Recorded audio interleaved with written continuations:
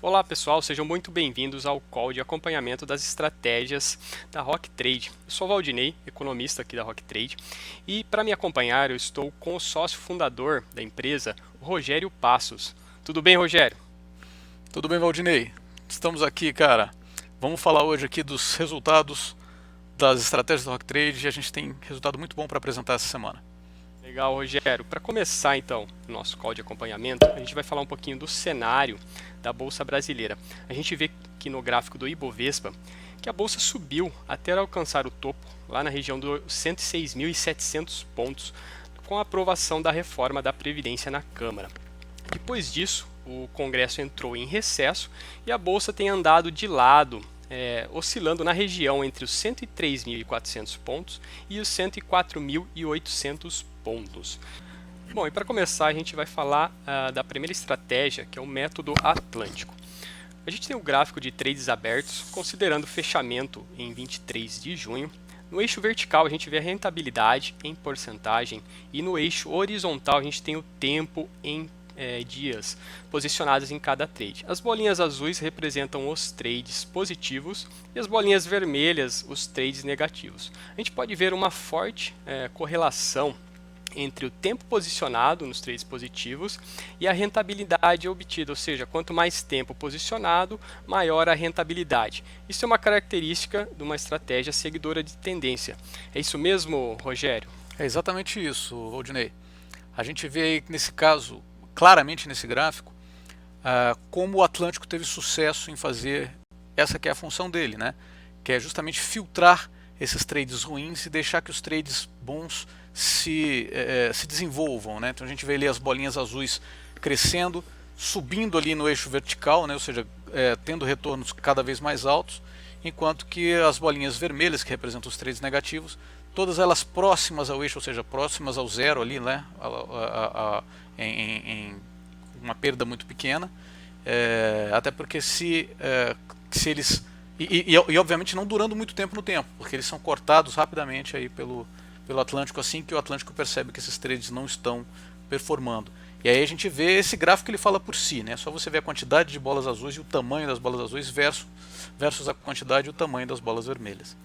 É verdade, Rogério. A gente vê até alguns trades aqui com valorização de 160%. Continuando aqui na apresentação do Atlântico, falando um pouquinho dos números de julho, a gente teve 158 trades abertos, 42 trades encerrados e o risco liberado com 18 trades. Isso acontece nos casos em que o stop do trade fica maior do que o preço de entrada, ou seja, você deixa de ter risco naquele trade. A gente também tem aqui 4 destaques e 3 deles são de altas, e altas realmente muito expressivas. 2 na ação da empresa IRB Brasil, com o primeiro com uma valorização de 103,25%, o segundo de 99%, e também tem aqui um terceiro trade positivo com uma valorização de 84,39%. Por outro lado, a gente tem apenas aqui um trade negativo de destaque e teve aqui apenas uma queda de 5,71% e um impacto no capital bem baixo, de apenas 0,83%. Rogério, como é possível aqui a gente ter 2 trades, que nem no caso da IRB, abertos aqui no Atlântico, que tiveram resultados positivos? Então, Valdinei, na verdade, o que acontece aí é o seguinte: você tem aí 2 trades do mesmo ativo, mas são trades que se iniciaram em datas diferentes. Então, um trade ali se iniciou praticamente uma semana depois do outro, tanto é que se você for ver, um deles teve uma rentabilidade na faixa de 100%, enquanto que o outro teve uma rentabilidade na faixa de 99%. Ambos são trades muito expressivos, resultados muito positivos. É claro que o impacto no capital vai ser menor, porque o Atlântico faz um controle de risco, porém, mesmo assim, o impacto no capital ainda é muito alto. Você tem impactos aí de 7, 8% em cima do capital. E essa questão do controle de risco se mostra ainda mais relevante quando a gente olha para o trade negativo, que ali a gente tem ali o papel perdendo 5%, 5,71%, mas tendo um impacto de apenas 0,83% no capital do investidor, que é ali basicamente aquilo que o Atlântico trabalha, né? É o limite de risco por trade que o Atlântico admite, que é na faixa aí de 0,8% mesmo por trade. Legal, dá pra gente ver que é muito sofisticado realmente o controle de risco do Atlântico. Seguindo aqui na apresentação, quebrando um pouquinho esses dados dos trades encerrados em julho, vendo um pouquinho mais no detalhe, a gente teve 29 trades positivos, aproximadamente 70%. O resultado médio nesses trades foi com uma valorização, ou seja, com um lucro fechado de 56%. O tempo posicionado nesses trades, o tempo médio foi de 227 dias. No caso dos trades negativos, a gente teve 13 trades, ou seja, 30% desses 42. O resultado médio nesses trades negativos foi de apenas 6% e o tempo posicionado médio de apenas 28 dias, ou seja, as perdas realmente são cortadas rapidamente. Isso mesmo, Rogério? É isso mesmo. E com relação a essa estatística que você mostrou aí, Valdinei, algumas coisas aí não me surpreendem, como por exemplo o fato do resultado médio positivo ser bastante expressivo, 56%, né? E o resultado médio negativo ser pequenininho, na faixa de 6%. E o fato do tempo médio posicionado nos trades positivos ser de 200 e tantos dias, enquanto que nos trades negativos serem de poucos 20 e poucos dias, quer dizer, efetivamente o Atlântico está cortando os trades ruins.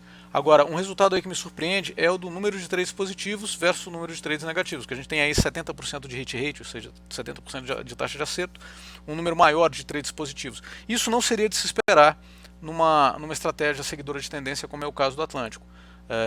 Uma estratégia seguidora de tendência, ela normalmente vai apresentar uma taxa de acertos menor do que 50%. Mas ela ganha dinheiro, porque quando ela erra, né, quando ela faz um trade negativo, ela perde pouquinho, porque ela corta rapidamente a perda. E quando ela faz um trade positivo, ela deixa aquele ganho se desenvolver.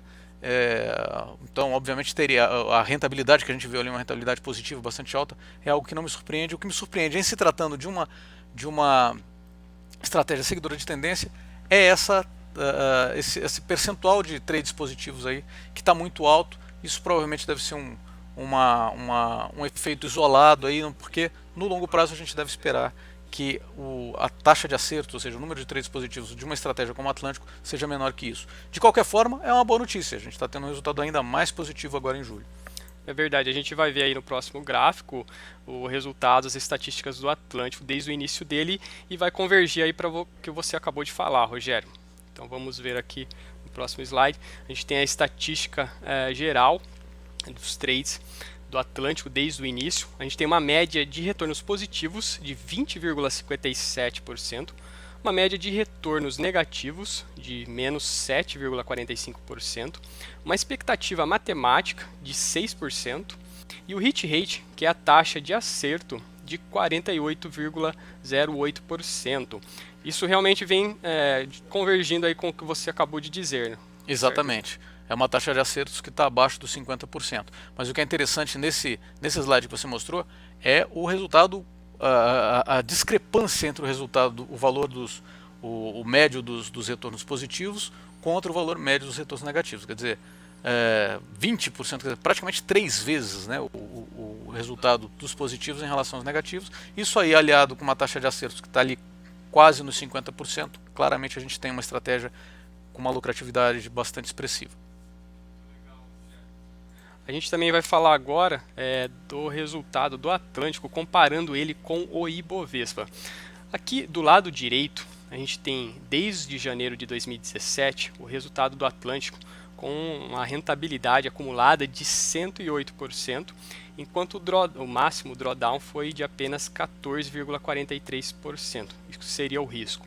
E o Ibovespa, no mesmo período, teve uma rentabilidade ali próxima de 67,5%, e um máximo drawdown de 21,80%. Rogério, você pode explicar melhor o que seria esse máximo drawdown? Posso sim. O máximo drawdown é o pior caso de perda no histórico de uso da estratégia, aí no histórico incluindo também períodos anteriores em que a gente utilizou simulação, ou seja, não só no período de uso na prática da estratégia, como também período de simulação.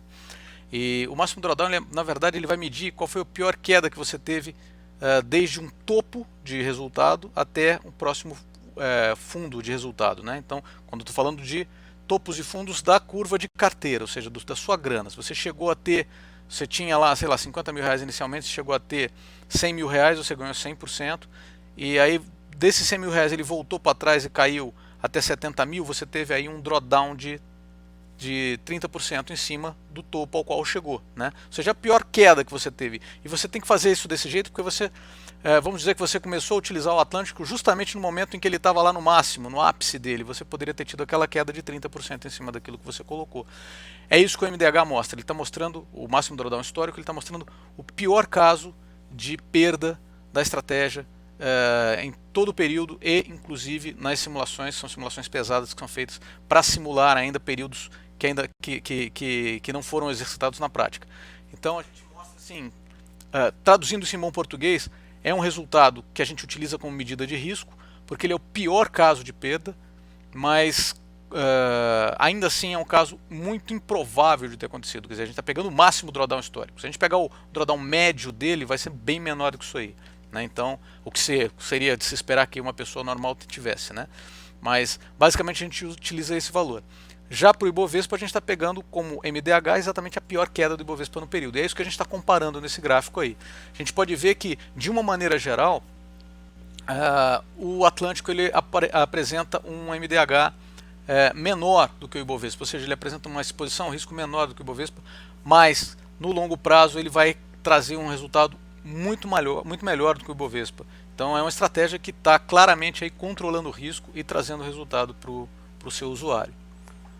Muito legal, Rogério. A gente pode ver que tanto pelo lado positivo, ou seja, a rentabilidade acumulada do Atlântico, ela leva vantagem no longo prazo do Ibovespa, e também tanto pelo lado negativo ali no risco, também um risco menor que o Ibovespa.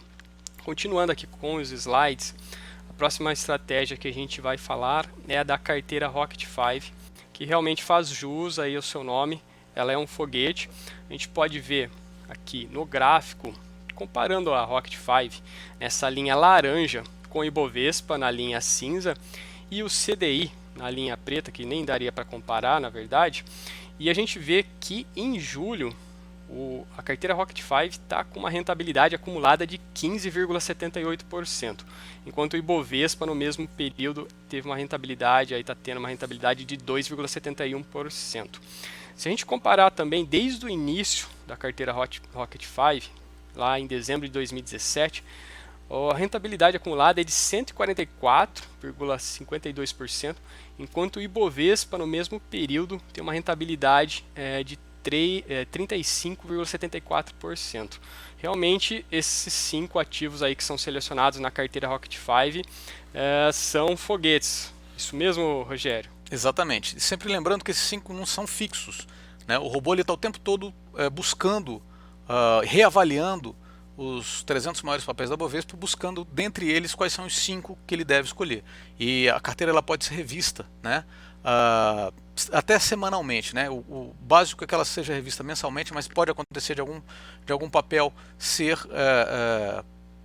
desprezado pela carteira e ser trocado por algum outro semanalmente. Por isso que é uma carteira semanal. Agora, o gráfico que você mostrou aí, Valdinei, ele é sensacional. A gente vê ali o spread, né, a abertura que a curva laranja está gerando em relação à curva cinza, que é o Ibovespa. Perceba que a performance do Rocket 5 é algo que nesse mês aqui foi brutal, né? A gente está se afastando do Ibovespa com um resultado muito positivo.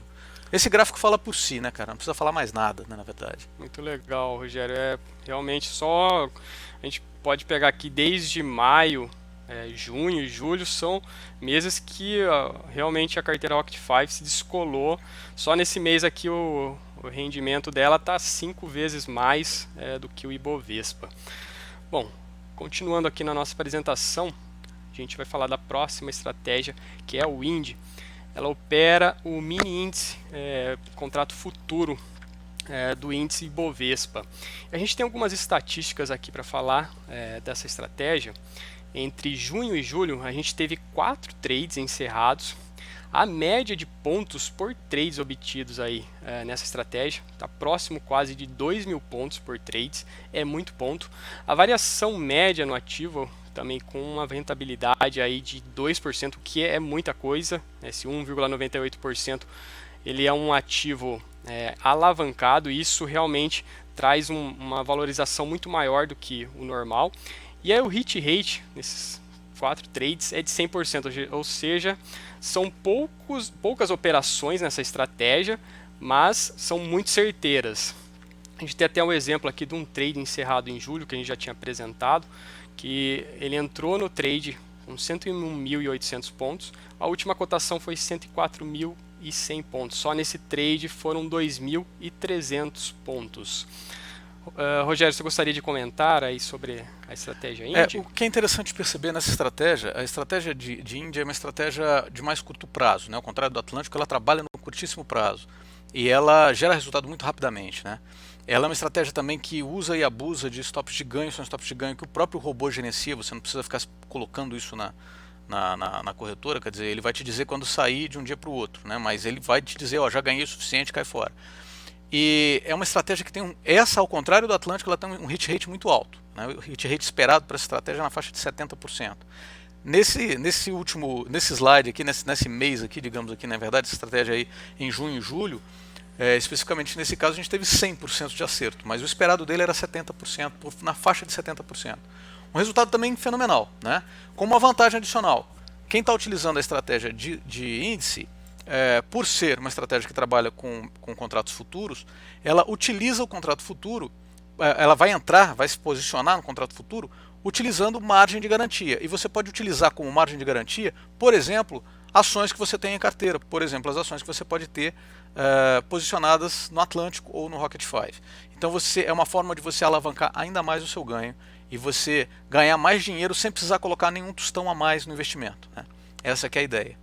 Você poderia somar essa rentabilidade do Indy com a rentabilidade que você já obteve no Rocket 5 e no Atlântico, trabalhando, fazendo aquilo que a gente chama de um sistema composto, ou seja, compondo várias estratégias e assim alavancando ainda mais o seu resultado.